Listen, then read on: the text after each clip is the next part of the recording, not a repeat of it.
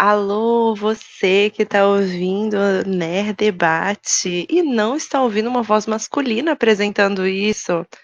Pois é, gente, hoje essa que vos fala, eu mesma, Del, vou estar apresentando o podcast. Luiz está desprovido de algo tão importante para a vida, a internet. E, portanto, eu apresentarei.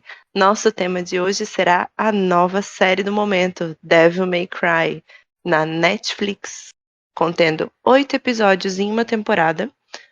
Esperamos profundamente que tenha uma segunda temporada. E hoje, para conversar comigo sobre isso, a gente tem a Nico para o meu Nero, Delonguinhas. Olá, pessoas. Boa noite. Eu me chamo Thiago. Sou o Thiago Delongas, otaku, desenhista, maníaco por jogos de gacha. Não tanto mais, né? Já faz uns 2 anos que eu tô livre desse vício, graças a Deus. Meu outro vício agora é CLT. E nas horas vagas eu faço fan-dublagem, faço cosplay também. E é isso. Hoje estamos aqui. Hoje uma tempestade se aproxima. E eu sou essa tempestade. Incrível. Acho que durante o episódio tem que ir lançando várias dublagens aí. Só acho, hein? Vamos lá. Primeiro vamos falar um pouquinho da nossa impressão geral sobre essa série. Pode começar, Delongas. O que você achou sobre isso, sobre essa experiência? Vamos lá. Devil May Cry da Netflix. Sabemos que é a segunda adaptação para animação de Devil May Cry, né? Porque a primeira que nós tivemos já é um anime bastante antigo já, ali de 2005, 2007, eu acredito. Não sei. Sim. Particularmente, eu nunca cheguei a assistir ele. Então, eu vou Aí me eu abster de dar comentários sobre. Então, meu foco vai ser mais esse mesmo, atual, que foi o que eu assisti. Uhum. Devil May Cry, pra mim, é uma franquia especial. Eu gosto muito dos jogos, gosto muito da ideia e do conceito que é a história. Então, não sou completamente aficionado, porque, bem, por falta de consoles, obviamente não tenho como jogar todos os jogos. Mas eu conheço bem a história, já joguei o 3 uma vezinha perdida aqui e ali, então eu tenho uma noção do que é. Quando eu entrei na série da Netflix, eu já sabia que não seria algo 100% fiel aos jogos. Então, desde os Uhum. trailers eu já vi que seria algo bem distante, mas que manteria as linhas gerais. E pessoalmente era o que eu esperava, né? E a série me entregou exatamente isso. Me entregou uma proposta bastante diferente, mas ao mesmo tempo muito fiel ao que é o próprio Devil May Cry, né? Que é para ser uma coisa bem básica, né? Mas é um básico muito bem feito, muito bem executado, muito coerente e particularmente eu gostei desse resultado. Certo. Vamos lá. Eu sou viciada em Devil May Cry. Eu tive meu primeiro contato com Devil May Cry quando eu ainda era criança, o que a gente há de concordar que não é muito bom, não é muito indicado, por causa de todo o conteúdo, enfim, mas crianças dos anos 90, não é mesmo? Eu fui apresentada a Devil May Cry pelo meu pai, que estava jogando, acho que era o 2, ou hoje o Collection, né? Que era antigamente. É, E exato. eu vi ele jogando, adorei, quis jogar também e acabei viciando completamente. E daí eu não joguei o primeiro logo de cara, porque não tinha. Depois eu fui jogando o terceiro, o reboot, o 4, o 5. Fui viciando completamente. Voltei, né, no Collections, tudo. Quando saiu o 5, que foi aquele AUE. Eu joguei todos os anteriores primeiro, zerei, pra ir pro 5 com, nossa, tudo fresco, pegar todos os easter eggs, porque tem dessas, né? Sim. Eles são São uma equipe muito com humor atinado ali. Então eles gostam de deixar tudo cheio de referência, bem divertido, bem, apesar de ser um tema pesado, se você pensar bem, acaba ficando leve por causa dos alívios cômicos. Eu também tinha visto no trailer que não ia ser uma coisa tão assim fiel aos jogos, o Dante ia estar novo, não ia estar sabendo do Virgil, não ia estar sabendo sobre toda a questão da herança dele. E mesmo assim eu pensei, parece legal, parece que vai valer a pena. E, nossa senhora, como valeu a pena. Comecei a assistir, mandei mensagem pra você, porque eu vi que você estava postando que ia assistir também. E naquilo que eu te mandei, eu comecei e terminei. Naquela sentada já foi tudo. Porque, meu Deus do céu, que viciante que foi. E essa é o meu resumo de opinião sobre a série. Vamos no episódio a episódio pra gente conseguir falar bem bonitinho, certo? Certíssimo, senhora. Beleza. Vamos lá então. Primeiro episódio, chamado Inferno. A gente tem a apresentação do nosso vilão da temporada, que é o Coelho. Ele invade o Vaticano atrás de uma espada. E a gente tem a apresentação também da Darkcon, né, a empresa comandada principalmente pelo vice-presidente, porque ele é o maior acionista da empresa. E a gente entra de cabeça já nessa situação de existem demônios, existe essa organização Darkcon que combate demônios, estuda e combate demônios. E a gente é apresentado ao nosso queridíssimo Dante, carismático como sempre. Eu, particularmente, achei um episódio introdutório bem legal. Ele já ditou um ritmo muito bom para a série. Aquela coisa bem acelerada que a gente já está acostumado dos jogos. Um ritmo de você não precisa prestar atenção aos detalhes, mas se você prestar, você vai ser recompensado porque tem várias referências. E basicamente isso, um episódio introdutório, sem muitos detalhes. Que você diz sobre Delonguinhas?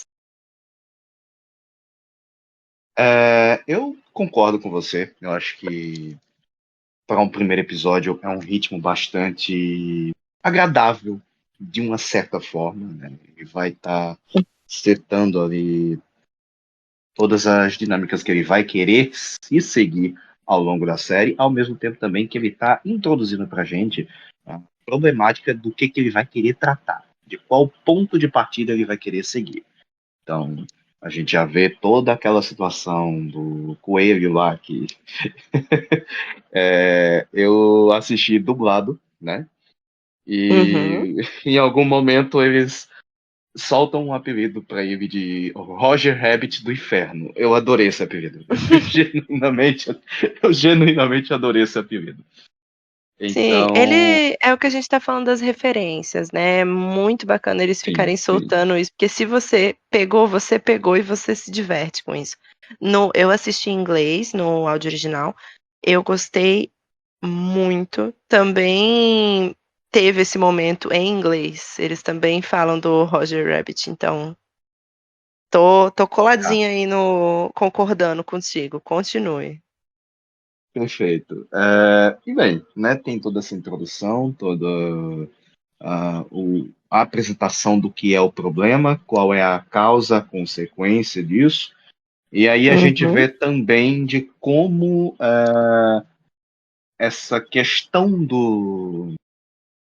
dessa dualidade entre os mundos, né? O mundo humano e o mundo dos demônios, que eles chamam de Makai, né? uhum, De, ao mesmo tempo que já era uma coisa que estava sendo ali nas sombras, já tinha conhecimento por conta da tragédia que vai eventualmente acontecer e do problema que é setado, as coisas colidem e agora, o mundo inteiro descobre que demônios existem.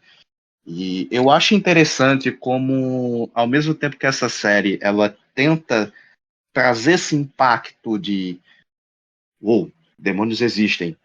Tá, que merda que a gente vai fazer agora? Eles também até puxam um pouco, algumas vezes até, de tentarem, né, usar um pouco daquele argumento religioso, né, de ver um pouco aquilo por um ponto de vista religioso. Uhum. E eu acho interessante isso, querendo ou não, porque você está trazendo uma problemática relativamente verossímil para a coisa. Mas, bem, sobre isso, a apresentação continua. Dante, maravilhoso, esbelto, aquela geladeira Electrolux, 3 Nossa, portas. incrível. Com gelo e Ai, tudo. Deus. Ah, é. A voz dele na dublagem tá maravilhosa, Delonguinhas. Nossa, sim, sim. Mais pra frente a gente vai falar um pouco, eu acredito, sobre a questão de dublagem. Eu vou deixar meus comentários Sim. mais pra lá. Mas eu adorei, honestamente, eu adorei. Tanto do dublado quanto até do legendado também, que eu sei quem é o voice actor que faz o Dante nessa série. Já conheço o trabalho dele e o cara também manda muito.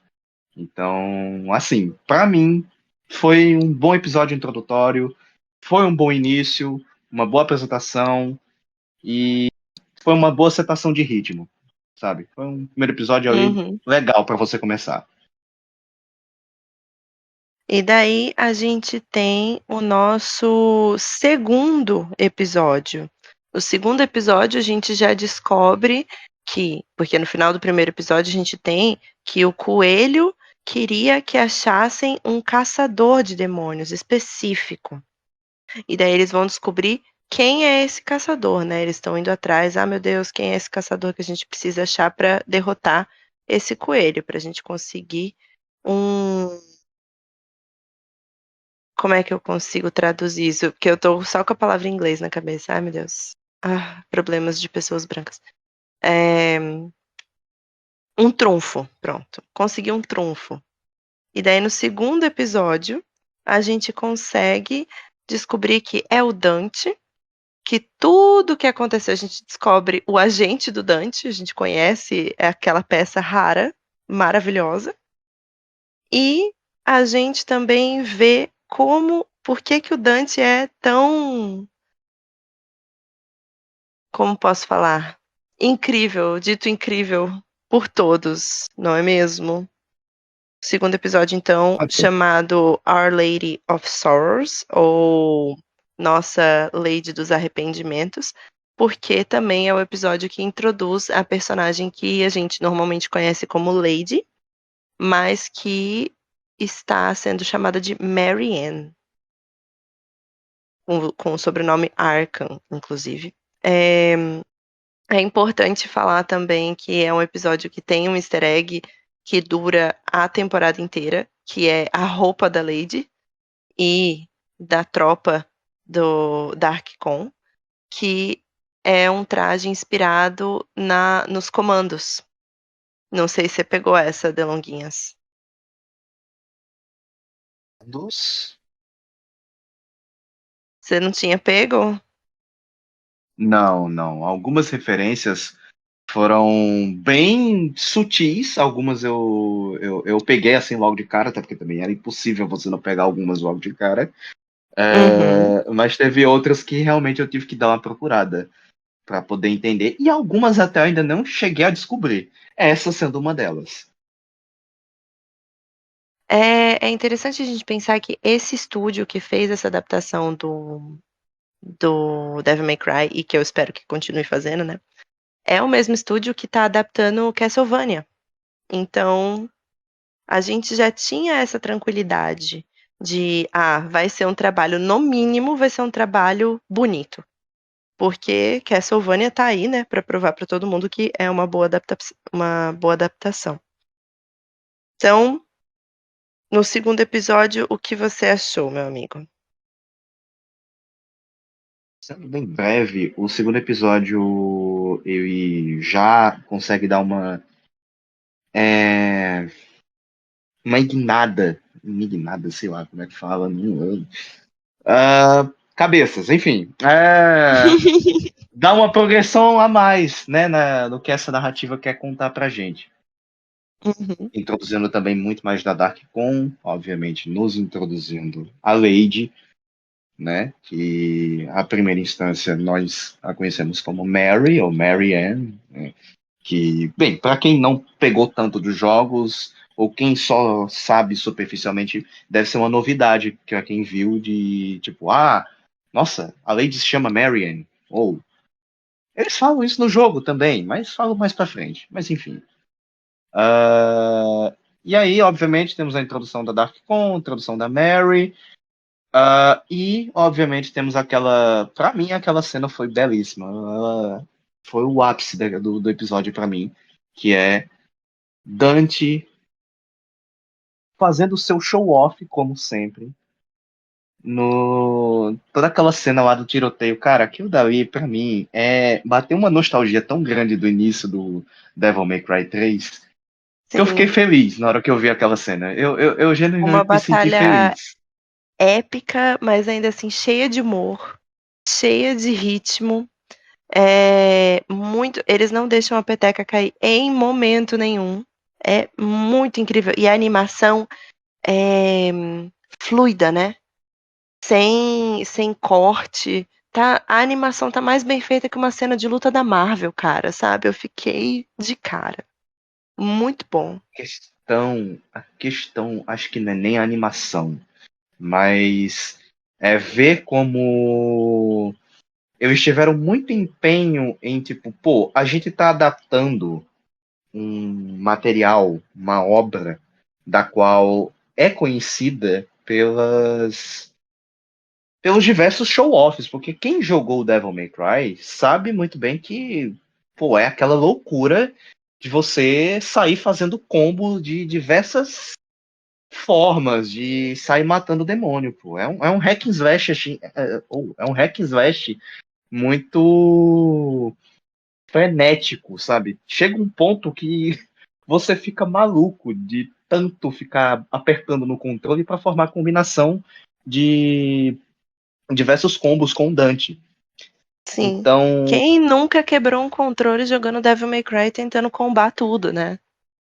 pois é. Então, Pois é, nossa, foi-se embora um controle aqui dos que eu uso para jogar no emulador de PlayStation 2. É, enfim, exatamente. mas As enfim, batalhas, as escolhas da vida. É legal você ter exato. falado isso porque a gente tem uma referência direta ao Devil May Cry 5, que é a hora em que ele tá dançando no Dance Dance Revolution, de chapéu e em Sharp, igual no jogo. E quando ele recebe da Exatamente. Nico o chapéu e a Sharp, ele começa a dançar. E é a mesma dança, idêntica, quadro a quadro. E ele tá dançando no DDR, ele está arrasando, mas ele está errando todos os alvos, todas as setinhas, mas ele está arrasando. E depois tem um D e falando, falhou, como se fosse uma fase do jogo, que tem uma nota. Sempre na fase do jogo, a gente ganha uma nota baseado em quão estiloso foi o combate. Uma pegada bem Exato. baioneta, pois Capcom, né? E, bem, só finalizando aqui o segundo episódio, né? Uhum. Teve o quebra-pau de todo mundo, aquela cena maravilhosa do Dante. Então, é isso, sabe? Tipo, pegarem um material que é conhecido pelo seu estilo, pela sua estética bastante frenética até, de querer ser uma coisa que tá tudo acontecendo. Então, é importante eles terem tido esse cuidado de fazer uma cena muito bem coreografada, porque Sim. realmente é uma coreografia bonita, é uma utilização completa assim do que eles têm ali em cena, que eu fico, pô, é isso, sabe? Era isso que eu queria. Então, pra mim foi perfeito. Honestamente, aquilo Essa dali cena já foi ganhou tudo. foi o que, se eu estava em dúvida naquele momento de eu devo continuar essa série ou não, ali eu pensei, pronto, é aqui que eu continuo, com toda certeza. Se eu tiver mais 5 segundos dessa cena aqui, eu tô feito. O resto da série pode ser ruim, eu vou elogiar. Aquela série foi ouro. E só pra complementar o que eu falei do easter egg, o uniforme da Darkcon é baseado no Capitão Comando. Tem um macacão azul, e daí a placa de peito é branca, e tem o visorzinho, que inclusive um dos personagens usa. Então é realmente baseado. E no segundo episódio, a gente tem quando a Lady, gente, eu vou ficar chamando ela de Lady, porque para mim ela é a Lady, mas assim, Mary Ann, quando ela prende o Dante, porque ela consegue pegar o Dante, ele menciona que esse é o pior trabalho que você já me arranjou pro gerente dele, como é que é o Enzo. nome do... Enzo. Não, o nome da profissão dele não é gerente, é representante, É, pro representante é, dele. é. E Manager. daí o Enzo, isso, exatamente, né? O Enzo vira pra ele e fala: certeza? E aquele em Raccoon City? Uma referência direta a Resident Evil. Porque originalmente Devil May Cry era pra ser Resident Evil 4. E daí tem toda a lore disso, enfim, sejam felizes pesquisando, porque é muito engraçado e eles, inclusive, não escondem nada disso, são super abertos e brincam com isso nos jogos. Eles fazem com que o nome que o Dante teria no Resident Evil seja o pseudônimo dele, né? Então é bem, bem legal. A gente descobre também do primeiro pro segundo episódio que eles estão caçando o Dante, porque não só o Dante é o caçador que o coelho se refere, mas também o colar do Dante é o que vai fazer com que a espada se ative. Então, por isso, eles precisam chegar nisso antes do coelho. A Lady consegue chegar, prende o Dante e, no meio da batalha, um dos soldados atira no meio da barriga do Dante e a gente descobre que ele se regenera, de acordo com ele, como um super-herói. E a Lady revela que não, na verdade, ele é um mestiço, um meio demônio. Embora o Dante não queira acreditar nisso. Beleza. Aí a gente vai pro terceiro episódio, que traduzindo é O Jeito Profundo e Selvagem. Todos os episódios têm algum trocadilho. É impressionante. Os nomes dos episódios são todos incríveis.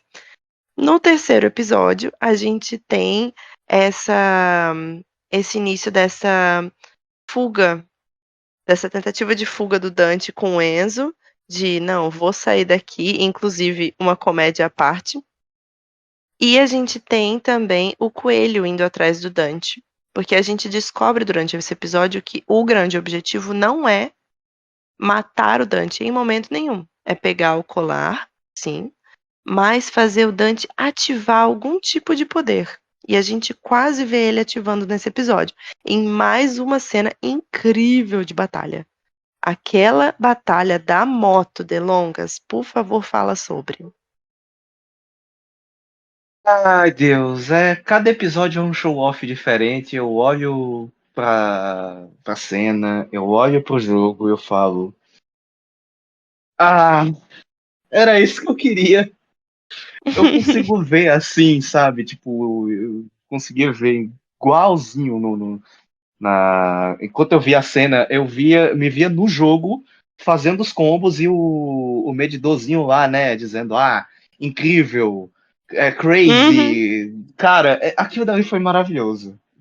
Na hora que ele pega a moto, ele pula assim, aí vai indo atrás do caminhão freneticamente, eu falei, pronto, é isso. É isso. É isso, sabe? Era isso que eu queria.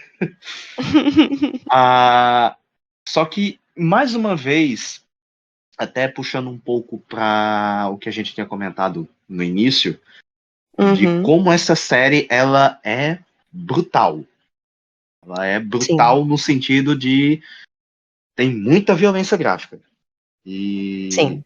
naquela perseguição frenética do Dante atrás do coelho, no caminhão, e você vê ao mesmo tempo também que a direção soube trabalhar e pegar aquela pequena informação de que a Lady tinha colocado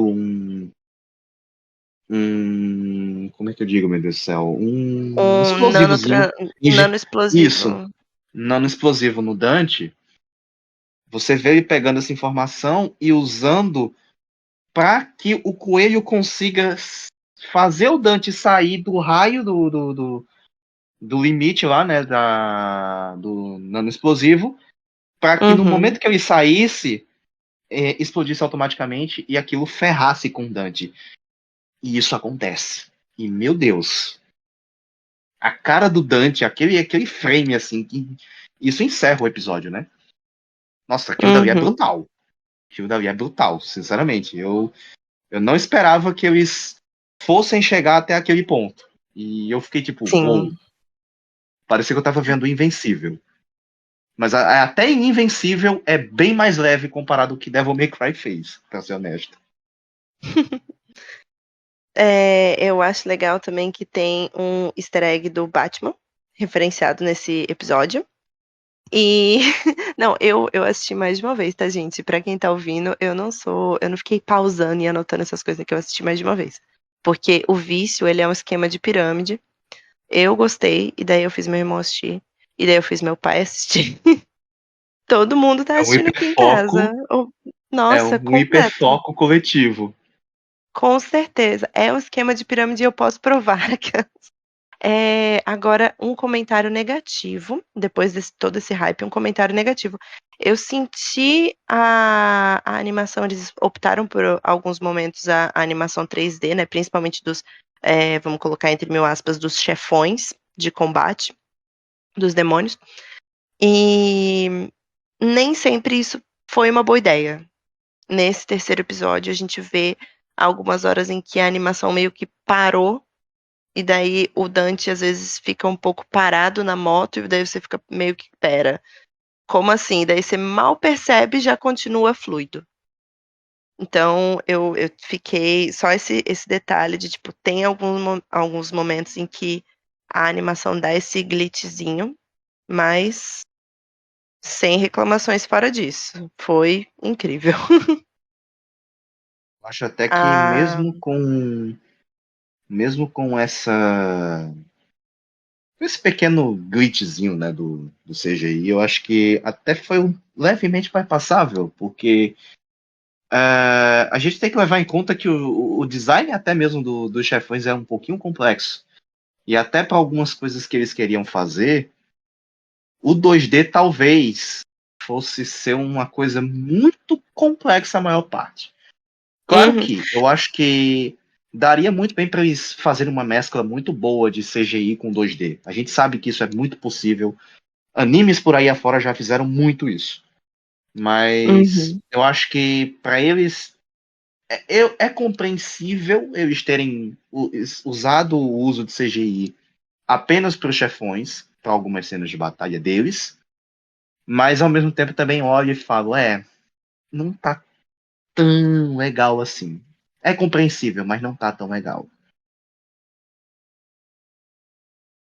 Uma coisa que eu achei muito legal também é que, e daí vem aquele meu comentário, a explicação, né?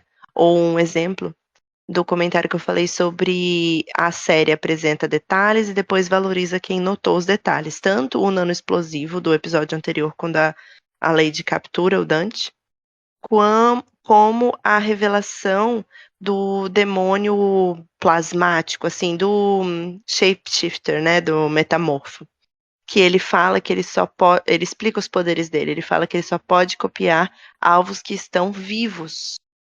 E daí no segundo episódio, quando ele foi lutar com o Dante, no primeiro ainda, na verdade, acho que no finalzinho, que ele luta com o Dante e tenta pegar o colar dele, ele imita o Virgil, que para quem não conhece, é o irmão gêmeo do Dante. E a gente descobre nesse momento, se você pega o comentário dele aplica que, na verdade, o Virgil está vivo. E o Dante acha que o Virgil está morto. Como em vários jogos, né, coitado? Ele sempre acha que o Virgil está morto. Uma certeza na vida é que o Dante vai achar que o Virgil morreu. Coitado, ele só queria encontrar o irmão. Pois é. E daí, o próprio Dante não sabe, né? Ele continua achando que a mãe e o irmão morreram quando ele era muito novo, que ele viu isso acontecer, que inclusive é um trauma dele, é uma coisa que faz com que ele fique muito desapontado com o Enzo, porque a única regra dele é não se envolver. Ele aceita qualquer trabalho desde que ele não precise se envolver. Não envolve o pessoal dele. Mas, enfim, é isso. Nós temos agora o episódio 4. No episódio 4, a gente tem, primeiro, antes de tudo, demônios usando aviões. Achei incrível. Achei maravilhosa. Uma referência a Capitão Planeta, uma coisa que eu não imaginava que eu fosse ver em Devil May Cry. E, basicamente, a sinopse. Eles conseguem, então os demônios conseguiram ganhar, levam o Dante e sequestram o avião do vice-presidente dos Estados Unidos, o presidente dono, né, da Darkcon, e sobem, né, estão voando. Os gêmeos, são gêmeos também, demônios, certo? O que controla o fogo e o que controla o vento. Tenho certeza que eles Isso. têm nome, eu só não lembro. Agni e Rudra. E eles são as suas espadas Pronto. no Devil May Cry 3. Exatamente. E, inclusive, eles estão presentes no 5 também, assim como todos os que aparecem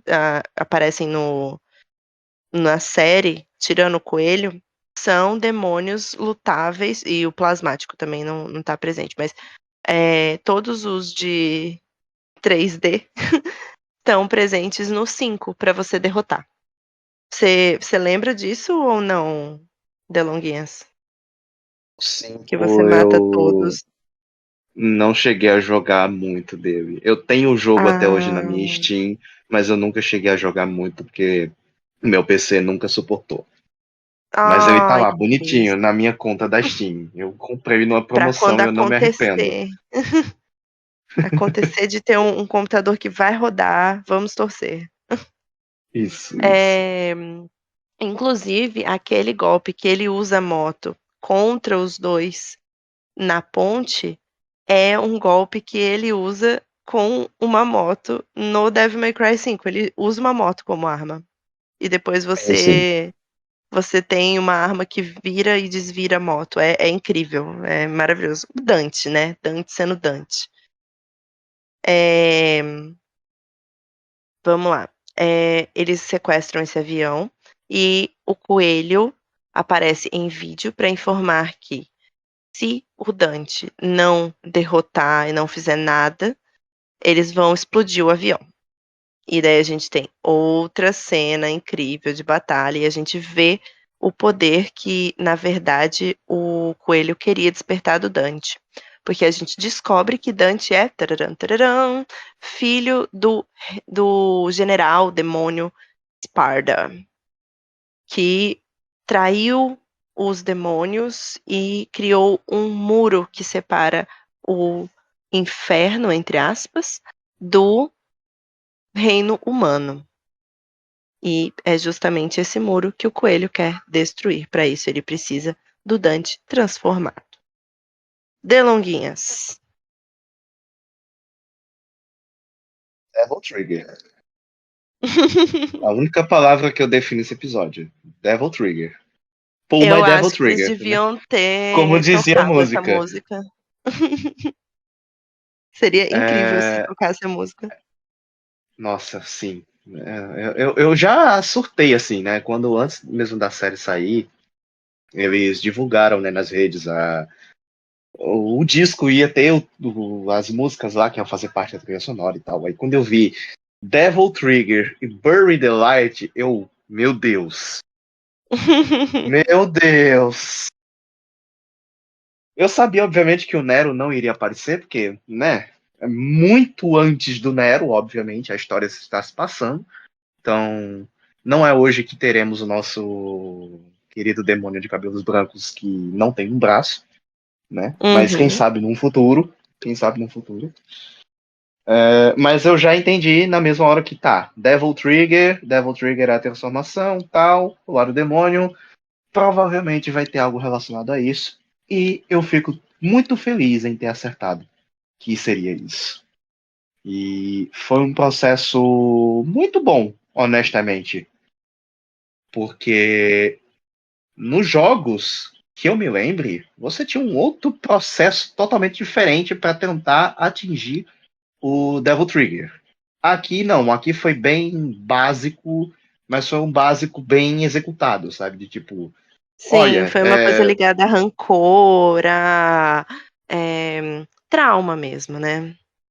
sim, sim. Uma questão inteiramente emocional do próprio Dante, né? É uma Sim. catarse para ele ali na hora, para que ele possa atingir isso. É meio que. Vamos lá, vamos tentar fazer um pequeno paralelo aqui. É igual o Persona. Se você jogou Uhum. Persona 4, se você jogou Persona 4, você sabe que os personagens eles enfrentam, né, as suas próprias seus próprios lados malignos em cada dungeon e depois de cada dungeon que você derrota o lado maligno do personagem lá, esse personagem finalmente adquire a persona dele. Então, ali é basicamente uma metáfora para, olha, você finalmente lidou com o seu pior lado possível, com toda a coisa de ruim que tem dentro de você, e você teve essa recompensa, você adquiriu esse poder. Ali em Devil May Cry foi praticamente isso, né? Foi basicamente o Dante tendo que lidar com uma situação onde, se ele não atingisse isso, na verdade, ele estava sendo coagido e obrigado a ter que atingir isso, né? Ou seja, ou ele fazia, ou as pessoas ali junto dele e até ele mesmo iriam acabar se ferrando, né? Porque o coelho iria explodir o avião de toda forma. Uhum. Então, ou ele fazia ou ele não fazia. Então, eu gostei de isso do gatilho pro. O gatilho, entendeu? O gatilho pro Devil Trigger ser exatamente uma questão emocional. De Sim. ter que fazer o Dante lidar com aquele problema para poder chegar naquele poder. Eu também aproveito para tirar um pouquinho o foco do Dante, porque enquanto a gente tem o Dante nesse arco, a gente tem também a Lady e a equipe dela num prédio, indo atrás do coelho, porque ela colocou um rastreador no colar que o coelho roubou, que é o colar do Dante. E é uma armadilha. Eles estão tentando escapar, a equipe inteira morre, menos a Lady e o demônio plasmático que está disfarçado como outro membro da equipe. E daí a gente vê o que vai ser realmente o tema da série, por baixo de todas as estripulias, todas as cenas de batalha, todas as brincadeiras do Dante, a gente vê que, na verdade, é tudo sobre desigualdade, sobre generalização, sobre preconceito. Uma grande alusão ao que a gente poderia falar que é o racismo. Então, a gente tem a Lady, de um lado, representando os humanos que não conseguem separar demônios que são ruins de demônios que são pessoas como ela, porque a gente já chama de demônios e não de cidadãos de máquia, né?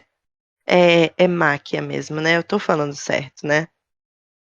Ai, só uma trocazinha Macai, leve olha, ali uma tô trocazinha ficando leve de doida. sílabas. Acho que máquia ficou mais mentira. Macai. Que inclusive se eu não me engano, e daí é isso que tá esquisito na minha cabeça, porque eu estou ultimamente jogando D&D e Macai é o nome de um lugar no D&D, de verdade. Então, não sei se foi uma referência, mas enfim, também Eu foi uma coisa acho bem interessante. Eu acho que o Makai em si, eles meio que tentaram pegar um pouco pela referência japonesa, né? Porque Makai em si, eu não. Os meus anos estudando japonês vão bater na porta agora porque eu não cheguei a terminar. Ó. Mas pelo que eu me lembre, Makai é algo como o mundo dos demônios, né? Uhum. Então, até mesmo pegando uma outra referência de algo totalmente fora Devil May Cry. Se você que está ouvindo, você conhece Garo, o Tokusatsu, você provavelmente vai se Ah. lembrar do que é o Makai. Então, Makai é o mundo dos demônios, é o mundo onde vem aqueles monstros feios, horrorosos lá que se chamam Horror. Aqui eu Ai, acho que eles quiseram usar. Diga. não é D&D, eu tô ficando doida. É Darkstalkers. É de Darkstalkers. É por isso que tá na minha cabeça, porque eu tô estudando sobre a Morgan, né? Porque. E veio Darkstalkers, Makai, Darkstalkers. Enfim, continua, Ah, perdão. entendo. Não, não. Ótima referência, por sinal. Então, eu acredito que o Makai vem daí, de algo de ser o mundo dos demônios. E como, querendo ou não, Devil May Cry é uma franquia japonesa, então acho que eles quiseram dar essa leve referência, né? Essa leve homenagem de tipo, pô, o inferno não é necessariamente só o inferno, é um mundo. Pessoas convivem e aquilo tem um nome. Então eles pegaram Uhum, o nome mais básico possível, que é Makai, Mundo dos Demônios, e aqui. E é isso, sabe? uhum. E a gente tem também uma referência a Constantine, uma parte muito importante, que eu acabei de checar minhas anotações aqui, eu esqueci de falar. No episódio 1, quando eles estão pegando vários caçadores de demônio, tem um britânico loiro com um casaco bege, e é uma referência ao Constantine. Então, tem esse detalhe também, né? Bem, bem belo, bem lindo. Nosso Eu querido. vi isso, eu vi isso, mas eu pensei que fosse loucura da minha cabeça. Não é loucura da sua cabeça, amigo. Eu vi isso e eu pensei, não, será que é? Não, não acho que eles iriam fazer essa referência. Mas já que você confirmou, então realmente eles fizeram. E eu fico feliz. Eles fizeram. A gente tem, então, a Lady de um lado e a gente tem o Coelho de outro que está generalizando todos os humanos. E provando, né, que generalização é ruim para os dois lados. Daí, a gente tem o episódio 5 que é a descida, ou enfim, não queda, mas quando você cai espiritualmente, faz sentido? É The Descent, é como se fosse uma recaída, não é uma recaída. Bom, enfim, The Descent, a descida. Vamos traduzir como a descida, pois Del está com problemas técnicos de inglês na CPU chamada cabeça. É, é o que o Dante tá caindo do avião já, se transforma em demônio, descobre o Devil Trigger dele e salva todo mundo e vai atrás da Lady, que já conseguiu derrotar todo mundo no prédio e descobriu que na verdade tudo foi uma enganação do coelho e que ele já tinha tirado o rastreador e colocado no topo do prédio.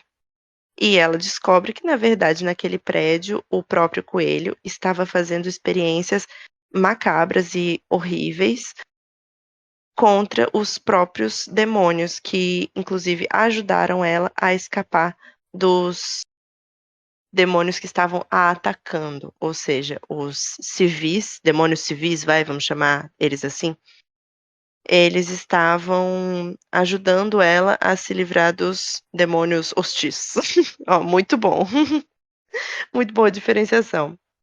E daí a gente vê que ela entendeu a diferenciação, ela tentou negociar, foi na comunicação e tentou negociar para que todos fossem para um local seguro. A equipe, e daí acaba, né, com eles descobrindo que, na verdade, o rastreador virou uma bomba e explodindo o prédio inteiro, mas que todos os demônios já estão sendo evacuados, então tranquilo. Os demônios bonzinhos. Daí a gente tem o episódio 6, que é o primeiro círculo. E primeiro que esse nome já é muito legal, porque vai falar que o que começou a criar toda essa situação, né? Um detalhe importante também, que eu até quero que Delongas comente mais sobre, o episódio 5, ele tem uma parte muito triste em que você cria essa esperança de que a Lady entendeu que todos os demônios nem todos os demônios são assim, que para tudo tem exceção.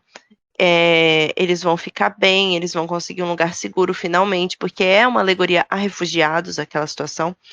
E você percebe que não, porque o vice-presidente fala, não, nova ordem agora, matem todos.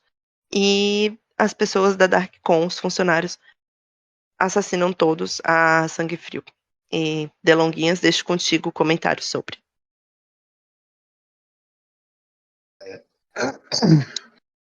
Novamente, acho que pegando muito do que eu disse, né? Como essa série ela é brutal, Uhum, é bastante explícita, se você parar para pensar. bastante. Essa, obviamente, tanto a cena quanto principalmente o que a cena quer criticar, o que a cena Uhum, quer nos dizer. Porque a partir do momento que ela começa a setar e discorrer da desigualdade social entre os macaianos, que eu me lembrei agora que eles falam que o nome daqueles demônios civis que, né, estão ali refugiados, eles são uhum, macaianos. De toda essa situação de termos macaianos vivendo no nosso mundo e eles serem afugentados, eles viverem escondidos. E você tem ali uma. É interessante porque você pega toda essa questão e aí você pega o ponto, Lady e o Coelho, e eles são. Obviamente, como a gente vai ver no episódio 6, né? Eu vou deixar para uhum, você discorrer isso, setar mais direito quando a gente puder falar sobre isso. Mas você vê mais para frente que eles são duas metades de uma. Quase duas metades de uma mesma moeda. Porque uhum, ambos têm um preconceito, um ódio meio que generalizado pelo povo do outro, né? uhum, Tanto a Lady tem um racismo, um preconceito muito forte com os demônios inicialmente, que é para ela, uhum, né, todos eles são demônios, independente deles serem o que são ou não, eles são demônios, muito por conta do que acontece com ela. E do mesmo jeito também vale para o coelho, mais para frente como a gente vai descobrir, né? Que humanos são humanos por si só e eles não têm compaixão, eles não veem diferenças entre uns os outros, eles matam mesmo se você for diferente, e muito por conta de algo que a própria Lady acaba fazendo, né? uhum, Então é interessante como toda essa montagem mostra pra gente da crítica e principalmente da função que aqueles personagens estão tendo ali naquele momento. E eu acho genuinamente ousado da parte dessa série de ela seguir um modelo de tipo, vamos te introduzir inicialmente, pega o primeiro episódio e pega o episódio 5, né, com toda essa discussão. Vamos uhum, te introduzir com algo básico, com o início assim, totalmente descontraído para acertar as coisas, para que conforme você for assistindo, a gente vai discorrer mais sobre as conversas e sobre o que é de fato esse mundo, o que são de fato os problemas que estão acontecendo. Será que é tudo preto no branco, como está tudo sendo pintado, ou tem tons de cinza? E aí a gente vê que, de fato, tem muito tom de cinza. E eu me vem agora a lembrança de quando eu vi Devilman Crybaby, que Uhum. é muito Ótima aquele referência. dilema, do às vezes os humanos são piores que os próprios demônios. Sim. E Devil May Cry prova isso pra gente. Nesses episódios finais, em toda essa discussão, ele prova de que, de fato, os humanos acabam sendo bem piores que os demônios. Os Porque. humanos são os verdadeiros demônios, né? Porque eles não têm essa nomenclatura de demônios. Eles Exato. são, como você mesmo disse, os macaianos. Então, toda essa conversa, toda essa montagem que o roteiro cria, todo esse debate, até mesmo é implícito se a gente parar para pensar do das condições atuais que estão o nosso lado de cá, né? O nosso mundo, a nossa realidade. Sim. Algumas coisas assim, né? Algumas pinceladas É ali até de leve engraçado. crítica social foda.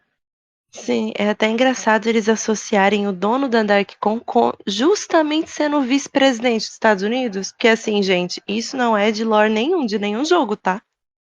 Não, não tem isso, essa vibe. E daí eles pegam e lançam essa nua e crua, assim, sem preparo, só vai. E você fica, meu Deus do céu. Então, né? Como Aí diria mais um motivo. Shakespeare, o inferno está vazio, todos os demônios estão aqui. Pois é. Tá aí mais um motivo de eu passar pano pra qualquer erro dessa série, porque talvez eu acho que seja uma das poucas adaptações japonesas, quer dizer, adaptação de americanos de algo japonês, onde a gente Uhum. vê de fato os americanos sendo, né? Justos, fazendo uma autocrítica ali justa. Exato, exato. Uma belíssima autocrítica de dizer, porra, olha como essa galera é cuzona, né? Uhum. Mas então vamos para o episódio 6, que só sedimenta o que a gente está falando. A gente tem então o episódio 6, o primeiro círculo. A gente vai acompanhar duas histórias juntas. O começo ser mudo, só com uma música, é tão incrível nesse primeiro momento do episódio. E a gente vai vendo a mudança no estilo de animação conforme a história avança. Achei isso de um detalhe muito bonito. E também você vê que foi feito com carinho, uma série que pensa em todos esses detalhes. A gente vê, primeiro, a história de um menino que não tem nome, não apareceu na série, e você vê que ele vem de um lar em que ele não era benquisto, em que ele era, na verdade, maltratado. E então ele, sem querer, vai para um portal que leva ele para Máquia. Um dos pontos de interferência, que são portais temporários, são falhas no muro que o Sparda criou entre o reino dos humanos e de Macai. Macaianos. Meu Deus do céu, tá difícil, gente, desculpa. E dos Macaianos. E no outro lado, a gente tem a história da Lady, quando criança, que já era atacada por demônios e o pai era obcecado por ter poder suficiente para defender e intervir numa situação dessas, para não ficar à mercê dos demônios, porque eles eram monstros. Conforme essa história avança, a gente percebe e eu vou resumir muito bem aqui, porque assim, vou resumir pra caramba, porque tem vários detalhes e várias coisas, assim, pra mim, fazendo um paralelo, é o único episódio de Dandadan que eu senti que teve um avanço de história, um peso e uma significância e uma sentimentalidade. Pra mim, é esse episódio aqui, eu faço paralelo com esse episódio de Dandadan, que é da dançarina. É, É um episódio que, assim, sem tirar nem pôr, ele destrói você. Você tá sentado ali pronto pra rir um pouco com o Dante, pra ficar um pouco triste com a situação dos macaianos, mas ele pega seu coração e ele quebra em milhões de pedacinhos. E você entende como que surgem as pessoas que são radicalizadas em um lado e de outro. A gente, na verdade, está acompanhando o crescimento da Lady em um super soldado, sem escrúpulos, sem sentimentalidades e só pronta para matar demônios e desumanizando completamente os ditos demônios.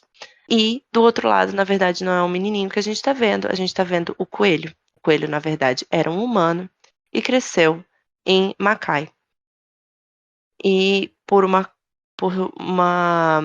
série de acontecimentos, ele acabou se tornando o coelho. Esse episódio, ele é o mais destoante e mais fora da curva do que a gente tem na série inteira. Sabe? Ele é inteiramente uma coisa muito mais experimental e muito mais sensitiva, né? Não é muito para você parar, quer dizer, tipo, é para você parar, obviamente, mas é mais para você ficar parado, ver e sentir. Não é mais para você ficar frenético igual aos outros, nem nada. É mais para você ficar ali e entender, e saber o que é que aquela cena, o que é que todo aquele texto narrativo, querendo ou não, porque pode não ser um texto falado, mas é um texto narrativo, porque a gente está vendo uma história sendo contada, né, em primeira parte, inteiramente em silêncio, inteiramente apenas com uma trilha sonora ali de fundo e imagens. Você não tem nada sendo dito em tela, é só algo mudo e as imagens sendo passando. E então você tem esse impacto, a primeiro ponto, de não estar sendo falado nada, mas você consegue compreender, você consegue entender. E aí, mais para a segunda parte, a gente tem, né, toda aquela consumação de fato de que nada nasce do ódio, né? Toda todo aquele ódio que nasceu naquele momento, que aquele rapaz que eventualmente vai se tornar o coelho, ele tenta passar, tenta dar uma melhoria para o povo que ele estava vivendo, né? O povo que ele conviveu junto por alguns anos, ali, quando ele foi para o Mackay. Ele quis tentar dar uma melhoria para eles, e quando ele traz eles para o mundo dele, o mundo originário, que ele achava que seria um bom lugar, pessoas do lado de cá não quiseram, não viram da mesma forma. E aí aconteceu o que aconteceu.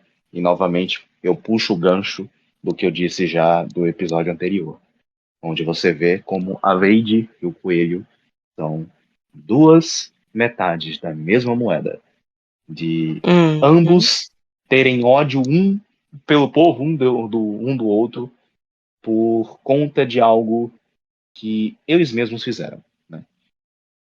Então, resumidamente, é mais um episódio mesmo para você parar e apreciar. É você sentir, não é sobre você racionalizar, é sobre você parar, olhar e falar, ué, não tem o que você pensar aqui, é só ver, sabe? É tentar entender aquilo sem quebrar muito a cabeça. A mensagem tá ali pronta, né, tá feita a reflexão para você, tá passando ali. É muito, muito legal. É até engraçado, de certa forma, por mais trágico que seja, é até engraçado você lembrar que no começo, quando a Lady captura o Dante, ele brinca sobre a Convenção de Genebra, que é a convenção que proibiria esses atos que são cometidos nesse episódio, por ela, inclusive. Então, é uma ironia bem triste, na verdade, ter tido esse ponto de conexão. E você vê que realmente a série está se preocupando em fazer essas analogias, mesmo que seja na brincadeira, para você sempre estar esperto e fazendo as conexões. Vamos avançar para o episódio 7, Delonguinhas, ou você tem mais algo a falar sobre o 6? Acho que só reiterar mesmo, né, que é, é uma série que começou querendo te apresentar o básico para que ela pudesse discorrer mais calmamente ao longo dos episódios a crítica real que ela queria fazer. E ela consegue fazer isso muito bem nesse episódio 6, mostrando essa mensagem extremamente nua e clara da forma mais genial e simples possível. Porque ele não precisa dizer uma palavra. Você consegue entender o que acontece, qual é a causa e a consequência que isso vai ter. Então, esse episódio foi um projeto assim isolado dentro dessa série, dentro desse projeto até desse macro, ele foi um mínimo ali dentro que denotou muito como a equipe criativa dessa série quis trazer uma mensagem, sabe, para isso, de algum modo. Mesmo que não fosse algo que estivesse nos jogos, mas eles quiseram contar uma história ali de, tipo, não, vamos tentar falar sobre algo, sabe? Tentar usar essa temática que a gente tem, todos esses pontos gerais que a gente tem, para contar uma mensagem, para falar sobre algo que infelizmente acontece no nosso mundo.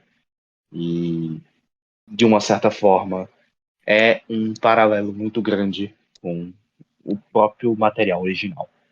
Não tão grande assim, mas acaba tendo alguns pontos de referência ali. Sim. E com isso a gente vai para o episódio 7, que é quando a gente volta, agora sabendo toda a história de fato, para o combate, que é o início do combate final da temporada, contra o coelho.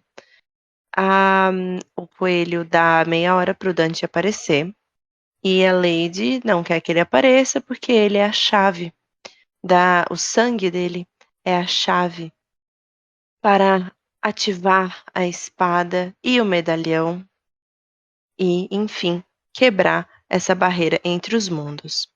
Mas a Lady vai, a gente vê um combate bem legal dela, só que ela é atingida e acaba paralisada. E daí o Dante chega. Porque, lógico, precisava ter Dante.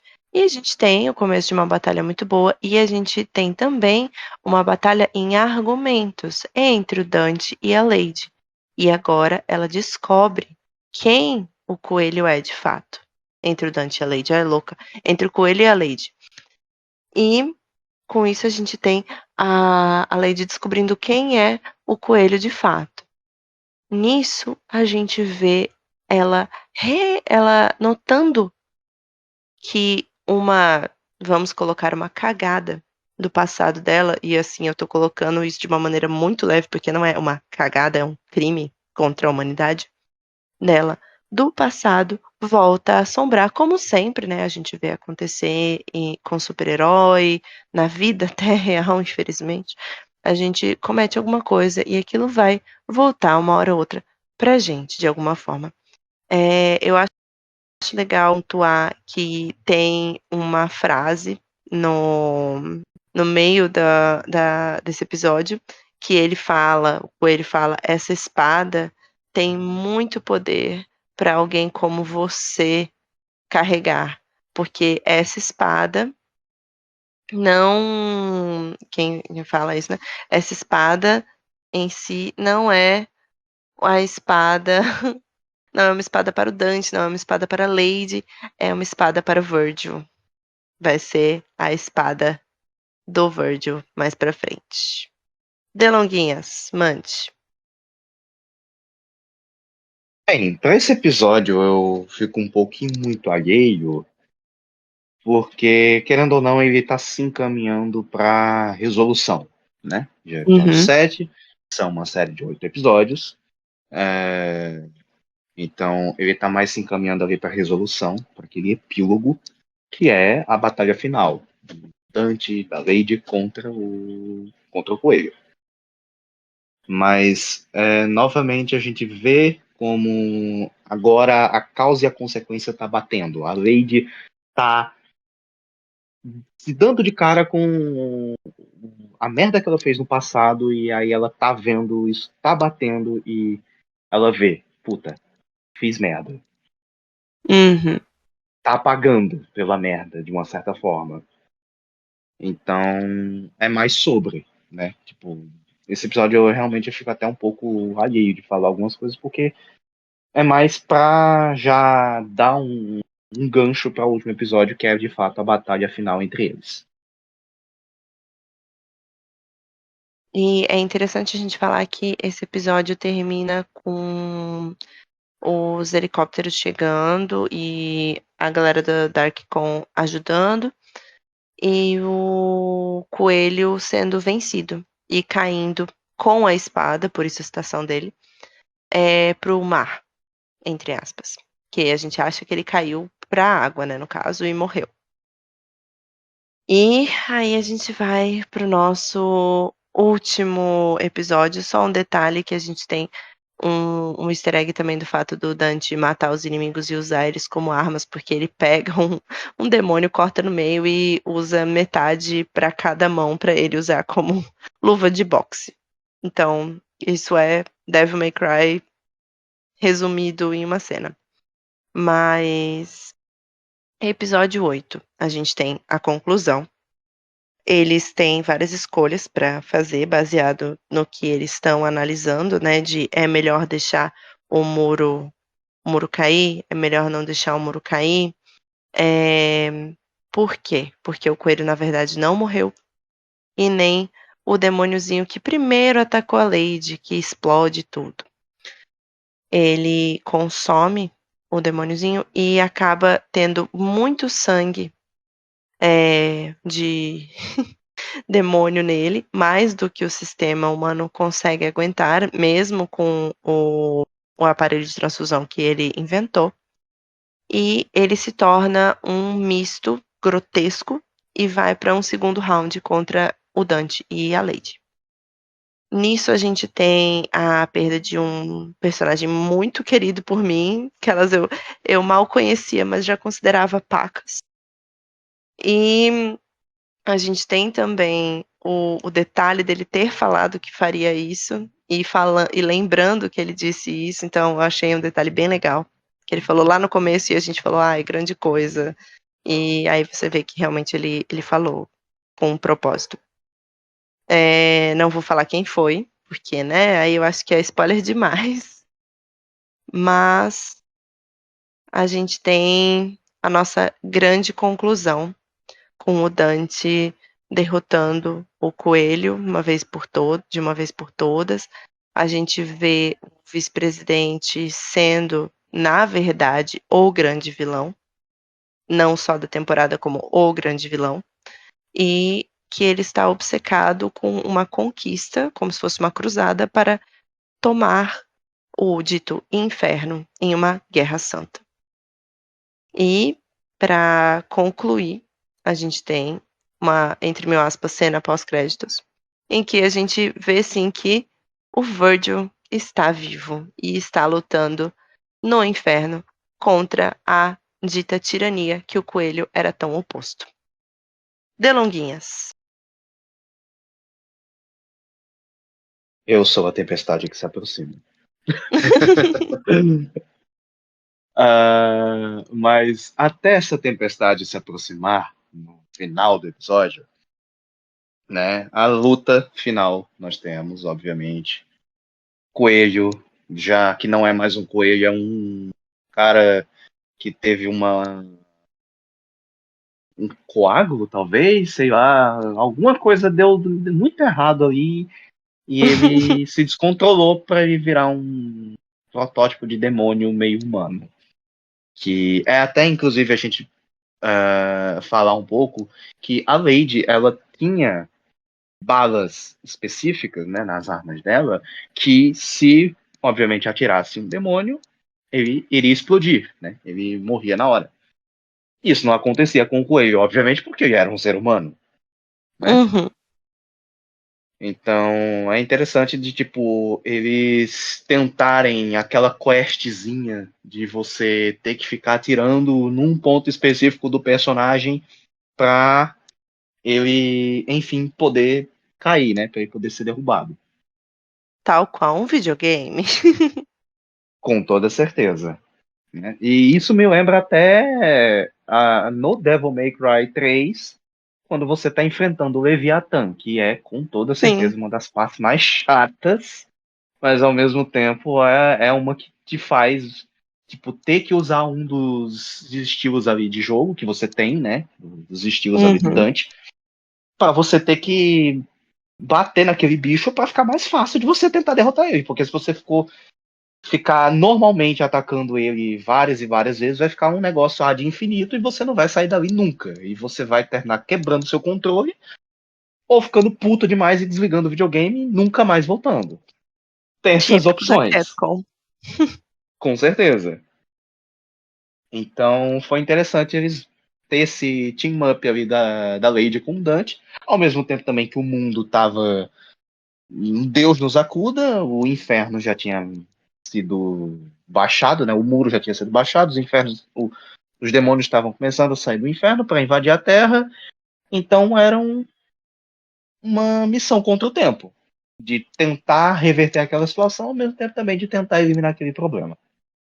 E aí, como você mesmo disse, a gente descobre que os verdadeiros vilões não são os demônios, são os americanos, Uhum. especificamente o vice-presidente. E aí, bem, para você, meu caro, que está ouvindo o episódio, se você tem conhecimento em história, você sabe muito bem que os Estados Unidos, eles têm uma mania assim de, tipo, se é algo diferente da gente, vamos invadir, vamos tentar estabelecer alguma colonização, assim, sabe? Tipo, vamos tentar extrair um pouco dos recursos que aquele lugar ali tem, né? Mesmo que a gente queira acabar com o pessoal daquele lugar.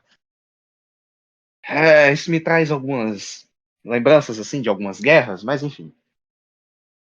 E foi basicamente isso que eles fizeram ali naquele final, né? Eles invadiram o Macai para, ao mesmo tempo também que eles querem implantar uma certa ditadura naquele mundo, eles também querem extrair recursos dali, né? O máximo que eles puderem.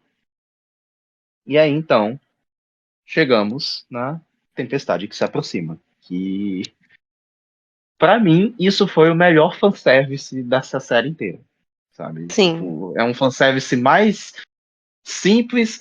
Claro que se eu pegar no primeiro episódio, onde o bicho que copia lá, o Gosmento, se transforma no Virgil gratuitamente, porque, pelo amor de Deus, foi bem gratuito aquilo dali. Foi bem Uhum. gratuito. Eu Bem gratuito. achei, antes de descobrir como os poderes dele funcionavam, eu achei que aquilo tinha sido um fanservice, sabe? Porque eu achei, é isso que vão mostrar do Virgil essa temporada, se é que vão mostrar o Virgil depois. Aí depois eu fiquei pensando, às vezes ele vai aparecer no final, igual todo jogo, ele aparece pra bater no Dante. Mas aí Exato. ele explica os poderes e eu fiquei, então verem mais. Exato. Então, aquele final ali, a gente descobre que Virgil está vivo, Virgil já é Nelo Ângelus, e Virgil está junto com Mundus, né? Então, de fato, Uhum. a tempestade está para chegar. E para mim aquilo dali foi, assim, maneira sensacional de ter encerrado essa série e me faz criar muita expectativa para a segunda temporada de finalmente a gente vai ter Dante e Virgil resolvendo as suas pendências, né? Como em quase todo jogo. Mas, num saldo geral, acho que foi muito mais isso. Além daquele fanservice, a gente tentar não, a gente vê, né, essa construção desse roteiro de ir para algo mais simples, ao mesmo tempo também que ele vai escalonando para discorrer sobre aquele mundo, sobre aquela situação e tudo mais. Sim. A gente tem isso de resumo, então. Vamos falar agora sobre uma coisa muito importante sobre o nosso elenco, sobre nossas vozes, né, presentes. Delonguinhas, queria que você falasse, especialmente você, né, sendo uma pessoa que faz dublagens também, queria que você falasse sobre a dublagem dessa série. O que você achou? Genuinamente, o trabalho de dublagem brasileira dessa série me surpreendeu. São vozes bastante conhecidas em muitos personagens aqui. Eu fiquei maravilhosamente agraciado em saber que quem faz a Lady é a Fernanda Crispim, que é a mesma dubladora da Uhum. Fiona, da Keiko de Yu Yu Hakusho e de vários outros personagens. E para mim não teria voz perfeita se encaixasse com aquela Lady que não fosse ela. Para o Dante, eu devo dizer que eu gosto muito do trabalho do João Capelli, que é o dublador do Dante aqui, que também é o dublador do Draco Malfoy, do Harry Potter. Eu gosto muito do trabalho dele, mas genuinamente, de início, quando eu vi esse Dante, eu falei, esse Dante é muito garoto. Então faz sentido ele ter essa voz mais jovial. Por conta Uhum. principalmente É um também da. Dante realmente novo. Exato. Muito também por conta da referência de voz que tem no áudio original. Porque eu vi quem Sim. era o voice actor original. Então eu sei que o tipo de voz dele já é um pouco mais jovial.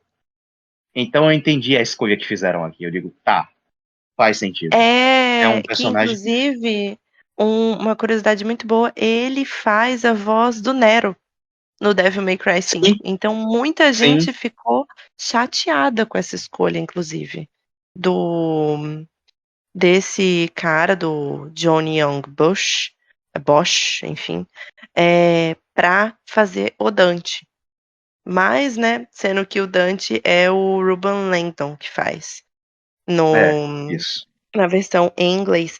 Só que eu acho justamente que é pela escolha do Dante mais jovem. Faz sentido, porque o Nero, ele é muito parecido com o Dante, tanto que quando a gente joga, a gente é levado a acreditar que ele é filho do Dante, que ele tem uma ligação com o Dante, não com o Virgil, né?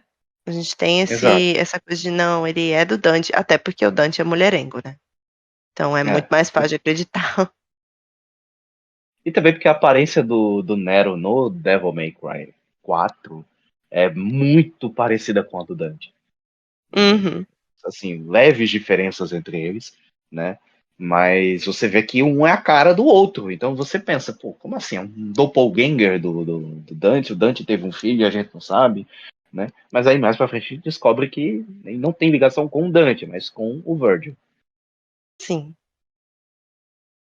E Então, daí, é. diga mais. Quem faz o Não, coelho? o Coelho é interpretado maravilhosamente pelo Ronaldo Júlio, que é o Knuckles dos filmes do Sonic. Ele faz um trabalho sensacional, é um puta de um dublador, eu acho o trabalho dele fantástico. E aqui no Coelho ele ficou perfeito, sabe? É mágico, é aquele momento onde você olha pro, pro personagem e você não se concentra em pensar que é um dublador fazendo. Você vê o Uhum. próprio personagem, né? Então eu achei isso fantástico, de verdade. Foi de todos ali, de todos os personagens, o que mais destacou pra mim na dublagem foi com toda certeza ele, sabe? Foi uma interpretação assim Uhum. maravilhosa. E no mais é É, isso, né?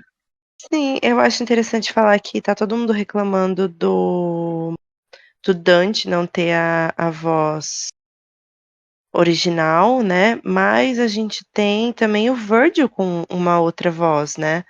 E talvez porque o Virgil não apareça tanto, mas o cara que faz a voz dele é o Robbie Daymond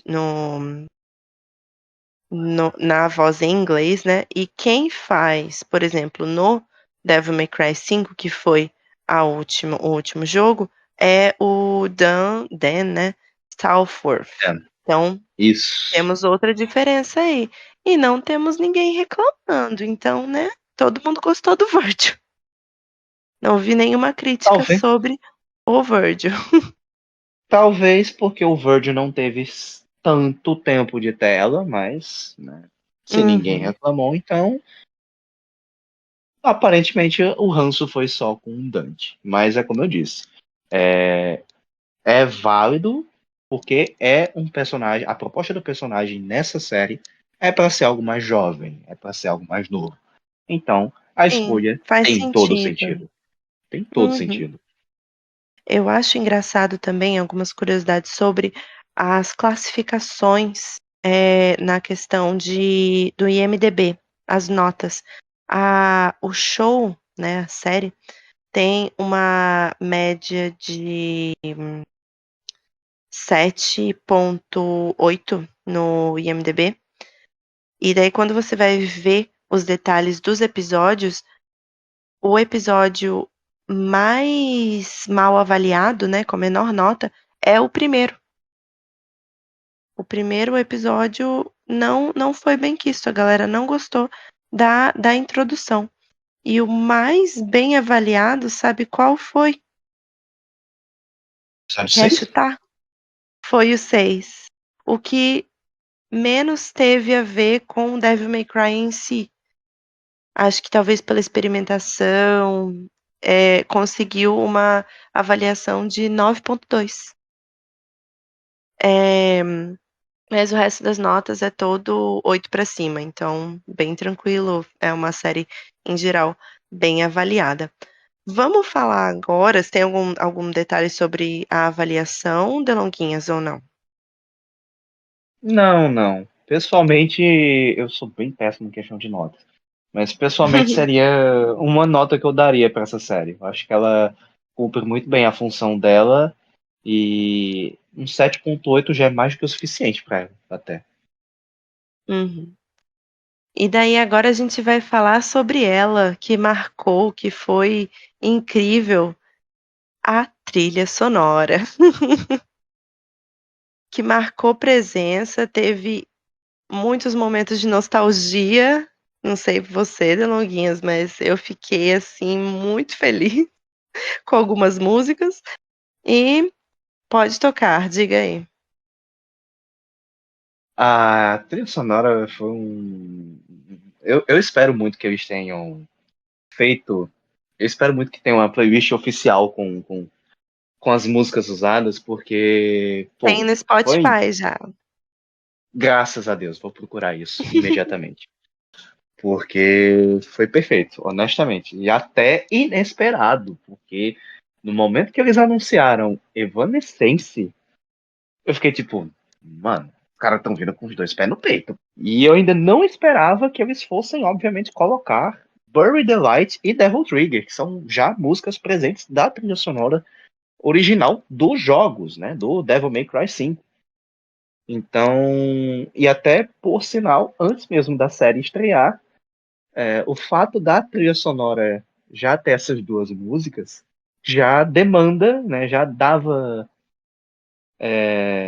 anúncios de coisas que você iria acabar vendo nessa série. Devil Trigger, obviamente, já é autoexplicativo, né? Você vai ver. Obviamente, você não vai ver o Nero, como eu disse, mas você vai ver o Dante despertando o Devil Trigger.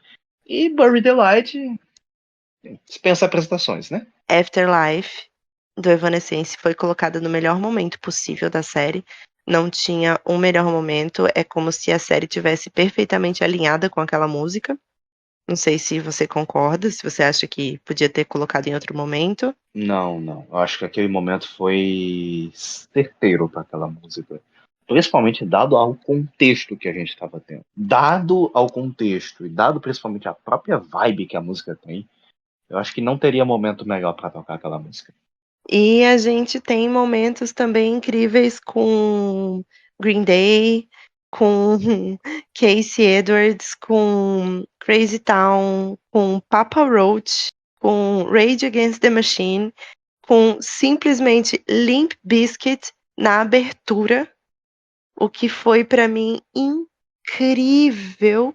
Quando começou a abertura e eu reconheci a música, para mim foi absolutamente tudo na minha vida. Principalmente no você tá da abertura, tudo, curtindo. e você vê a espada do Dante virando a espada do Virgil. Aquilo pra mim foi um detalhe incrível. E tudo dando uma vibe perfeita pra série, aquela coisa de crítica, um monte de pop-up, um monte de coisa pra você absorver, um monte de detalhe e uma música super, super legal rolando. Acho que é um bom resumo de como é jogar Devil May Cry. Essa trilha sonora é o sentimento que a gente tem. E também a trilha sonora do jogo, né? Que é incrível. Exato. Ela traz muito desse. É uma trilha sonora que remete muito ao material que eles estão pegando para adaptar, né? É para Sim, ser frenético, é para ser estiloso, é para ser algo mais cool. É aquele negócio que você vai ver sendo porradaria o tempo todo, muita informação e ao mesmo tempo rock pauleira tocando. E é sobre sim. isso. E é sobre como isso é da hora. E essa é a graça. Esse E é é o sobre curtir. exato. É sobre você começar a jogar e você ficar amarradão naquela trilha sonora. Eu não sei quantas vezes eu já. Inclusive, eu deixo aqui novamente um elogio deles terem. Inicialmente eu pensei, pô, eles não vão colocar Devil's Never Cry. Fiquei triste. Só que aí no encerramento do primeiro episódio está lá a letra de Devil's Never Cry. Eu falei, tá. Que bom que eles não falaram que iam colocar isso, porque ficou certo. E ela Sim, ganhou um tom muito mais melancólico do que o contexto original de quando essa música toca no final do jogo. Então, né? Tipo, foi uma boa ressignificação e genuinamente foi assim, fantástico. E como eu ia dizendo, eu já perdi a conta de quantas vezes eu dei play naquela música e fiquei ouvindo aquilo freneticamente, enquanto eu estava jogando o jogo. sim, claro. E aquelas, pra quem é da academia, melhor playlist de treino não há. Devil May Com toda Cry certeza. no sangue ali. Uma coisa muito legal é que eles divulgaram vários artistas e os mais famosos assim que iam tocar as músicas mais intensas assim da série no 1º de abril. Então, ninguém sabia se levava a sério ou não. Isso é tão também característico dessa série, dessa equipe que gosta de brincar, gosta de levar tudo na tranquilidade, na zoeira, mas ao mesmo tempo com uma mensagem séria por trás. Foi incrível, icônico. É bem Devil May É, Cry fazer esse tipo de piada. Então, aprecio. exatamente. Agora vamos encerrar então falando do que a gente espera para a segunda temporada. Ainda não foi confirmada uma segunda temporada, vamos ficar na torcida. E o que você acha que não vai acontecer, mas que você queria muito que acontecesse, e o que você quer que aconteça e acha que vai acontecer? Bem, o que eu espero que aconteça, né, primeiramente, eu acho que é muito da linha que eles seguiram para essa série, né? De você se manter ainda fiel a algumas linhas gerais do jogo, né? Tudo aqui, obviamente, foi diferente, mas eles se manteram fiéis ainda a algumas partes. Então, o que eu espero para a segunda temporada é esse mesmo ritmo, essa mesma dinâmica de você, tá, pegamos alguns pontos do jogo original, vamos tentar criar algo em cima. E como a maior referência que a gente tem é o Devil May Cry 3, eu acredito que eles possam pegar nessa segunda temporada parte dos conflitos que temos no jogo com o Virgil, né? A gente vai ter um Uhum. aproveitamento maior do Virgil, ao mesmo tempo também que eles pegam conceitos ali do Devil May Cry 1, de quando o Virgil é Nelo Angelos, né?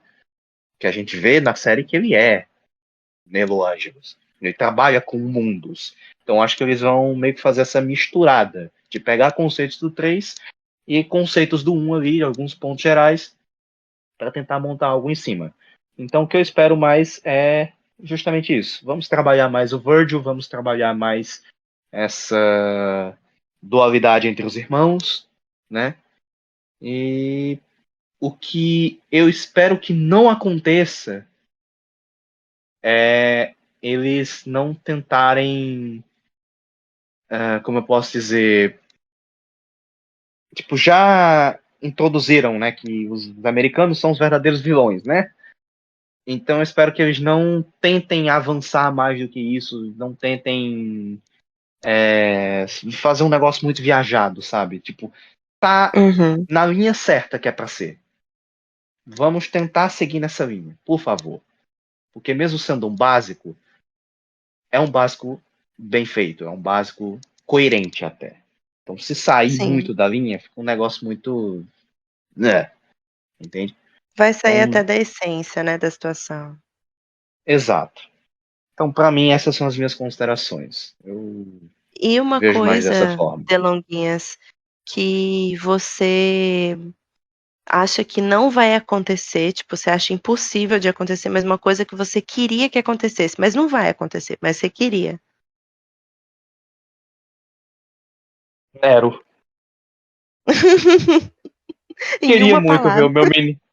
Queria muito ver o meu menino de novo. Até porque eu gosto muito do Nero, de verdade. Quando eu vi as coisas assim do Devil May Cry 5, joguei assim algumas coisas por cima, eu falei, cara, eu gosto muito do Nero. Até hoje eu me pergunto por que, que eu não fiz uma fandub de Devil May Cry ainda?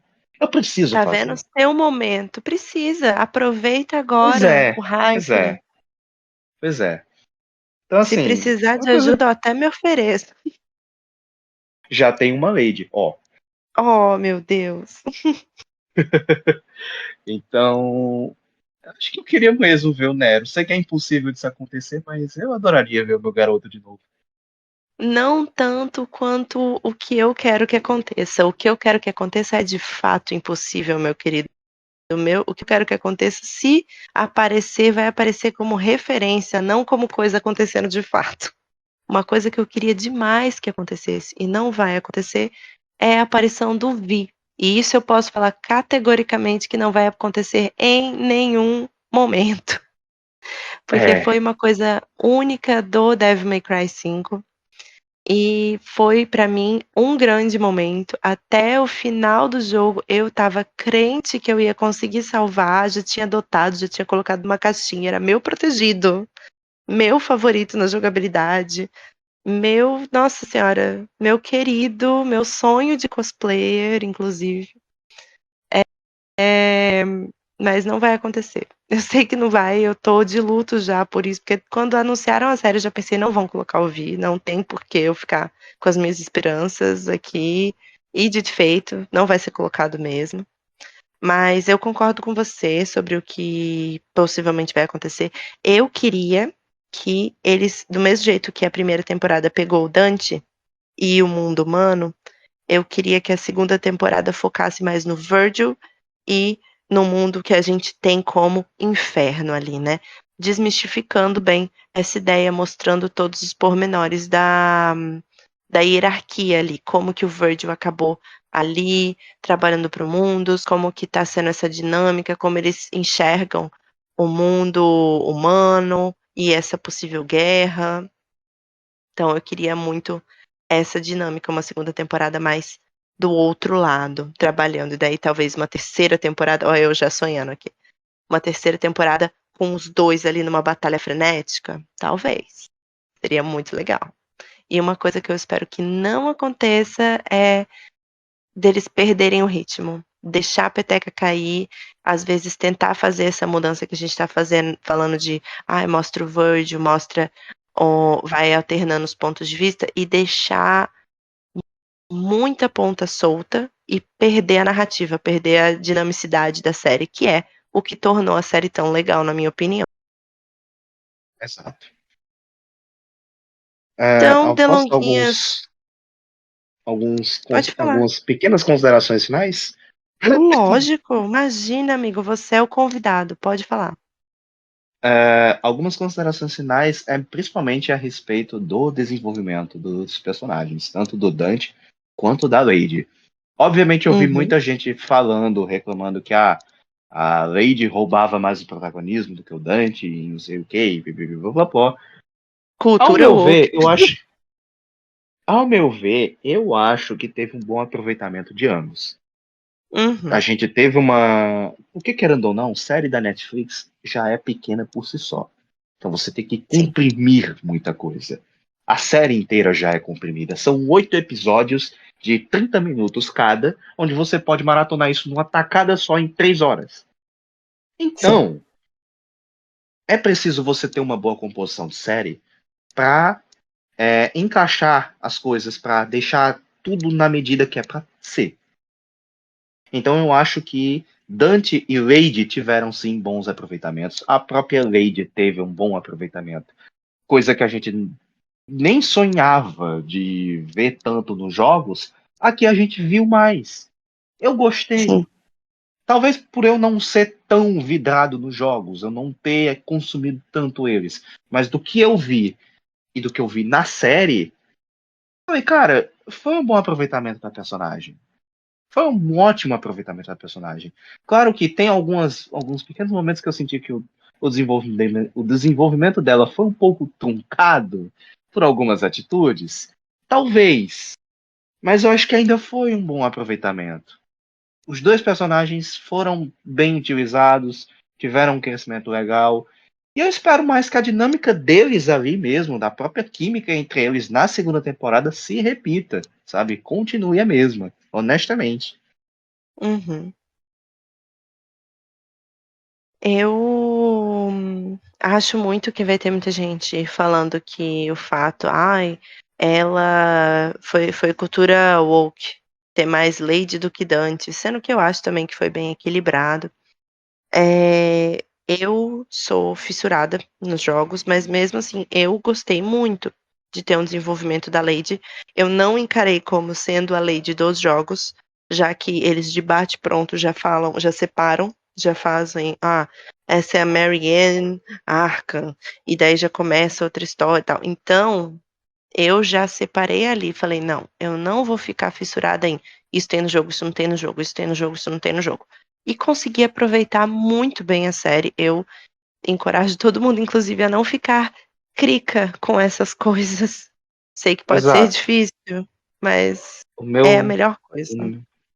o, talvez o que me fez aproveitar muito mais essa série foi isso, sabe? Tipo, eu gosto dos jogos, eu amo jogos, eu joguei, não tanto, não tanto como eu queria, mas eu joguei, eu sei o que se trata, mas no primeiro momento que eu vi o trailer da série, eu bati o olho e falei, não, eu não posso ficar me prendendo ao jogo. Tenho que encarar isso como, beleza, eles querem fazer uma adaptação? Vamos fazer uma adaptação. Porque a gente sabe que adaptação nem sempre é fazer o Ctrl+C, Ctrl+V do jogo, do mangá, do anime, do que seja. Eles vão criar coisas novas, coisas originais por cima. Então, se for para criar algo novo, crie, mas não perdendo a essência, não perdendo a... os pontos, alguns pontinhos chaves que fazem a série ser a série do jeito que ela é. E foi isso que eles fizeram. E eu fico feliz dessa recompensa ter sido boa. Não foi necessariamente tão bom quanto eu esperava, mas foi bom. Eu não me arrependi do tempo gasto que eu coloquei nessa série. Sim. E só mais uma consideraçãozinha. Eu espero que, já que a gente tá achando, né, que vai para toda essa questão de, vai falar desse lado do inferno, vai falar do Virgil, podia muito bem apresentar a Trish, que é a personagem, não sei se você lembra, é um demônio que o Mundus cria para ser idêntica à mãe do Dante e com isso gerar um ponto fraco, fragilizar o Dante. Então, acho que seria um ótimo momento para introduzir ela na história. Seria bem legal, eu Ótimo ficaria momento mesmo. feliz. Sim, sim. Seria ótimo. Já que, inclusive, ela usa uma das espadas do Sparda, né? A Force Edge. Então, seria muito legal. Exato. E, ó, isso. Mais, E o vício mais está. show off e mais fanservice, querendo ou não. A gente gosta, eu aprecio. Exatamente. A gente gosta de fanservice. E é isso, então. Hora de nos despedir. Delonguinhas, despeça-se. Bem, mas é isso, amigos. Obrigado a todos vocês que passaram essas 1 2 horas, eu não sei. Eu não parei para olhar o relógio. O relógio no meu quarto está parado. Já faz uns 5 dias eu não troquei a pilha dele ainda, por sinal. Meu Mas Deus. enfim, é. Mas obrigado a vocês que me ouviram. Digo a todos vocês, assistam Devil May Cry da Netflix. Obviamente eu entendo que não vai ser para todos os gostos. Obviamente eu entendo que tem pessoas que vão ser muito mais apegadas ao jogo e eu não tiro o mérito de vocês. Vocês são fãs, assim como todos nós aqui. Então, Uhum. mas é o que eu sempre digo para qualquer um, sabe? Apesar do negócio, pode ser o que seja. Se proponha a conhecer, se proponha a ver. Pode ser o resultado que for, mas pelo menos se permita conhecer, porque eu acho que já vale muito. E no caso dessa série, se você quiser assistir, e se você não conhece os jogos, vá em frente. Ela é a porta de entrada perfeita para você ver do que se trata e conhecer o material original e conhecer os jogos. E é isso aí, então. Até a próxima. Esse foi o Nerd Debate sobre Devil May Cry. E é isso. Tchau, tchau, gente. Beijinhos. Tchau, tchau.